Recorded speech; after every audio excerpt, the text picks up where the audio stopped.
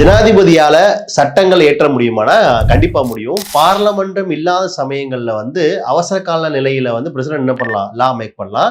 So இதே article 123 படி president make பண்ணலாம். அதே 213 படி ஆளுநர் மேக் பண்ணலாம். அதாவது இந்த ஆர்டினன்ஸ் என்பது எப்படி ஒர்க் ஆகுதுன்னு பாத்தீங்கன்னா, பார்லிமெண்ட் சட்டத்துக்கு என்ன பவர் இருக்கோ அதே பவரை தான் ஆர்டினன்ஸ் கொடுத்துருக்காங்க. இந்த ஆர்டினன்ஸ் ஆக்ட் எப்படி நமக்கு நடைமுறைக்கு வரும் பாத்தீங்கன்னா, பார்லமென்றம் ரீஅசம்பிளி ஆகும்போது 6 வாரத்துக்குள்ளதுக்கு அப்ரூவல் தரணும். சோ இந்த ஒரு சட்டம் நல்லா சொன்ன மாதிரி ஒரு அவசர காலத்துல தான் பயன்படுத்தணும். அதுக்கு பேர் என்னது, அவசர கால சட்டம்னு சொல்லுவாங்க. இந்த ஆர்டினன்ஸ் ஆக்ட் பாத்தீங்கன்னா 1989 காலகட்டத்துல ஒரு 9 முறை இதை பாஸ் பண்ணாங்க பீகார்ல.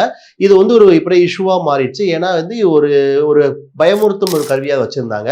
சோ இதுக்கு எதிராக டிசி வரதா வழக்கு 1987 வழக்குல சுப்ரீம் கோர்ட் என்ன சொல்றாங்கன்னா, ஒரு ஆர்டினன்ஸ் ஆக்ட் என்பது ஒரு அவசர காலத்துக்கு மட்டும் தான் கொண்டு வரணும். இதை ஒரு த்ரெடிங் டூலா பயன்படுத்தக்கூடாதுன்னு சொல்லிட்டு தொடர்ச்சியா எந்த சட்டமே செல்லாது, அன்கான்ஸ்டிடியூஷனல் சொல்லி இதை முடிச்சிட்டாங்க. ஸோ ஞாபகம் வச்சுக்கோங்க, ஆர்டினன்ஸ் என்பது ஒரு தற்காக்கும் கருவிதான் தவிர ஒரு பயமுறுத்தும் கருவி கிடையாது. நன்றி.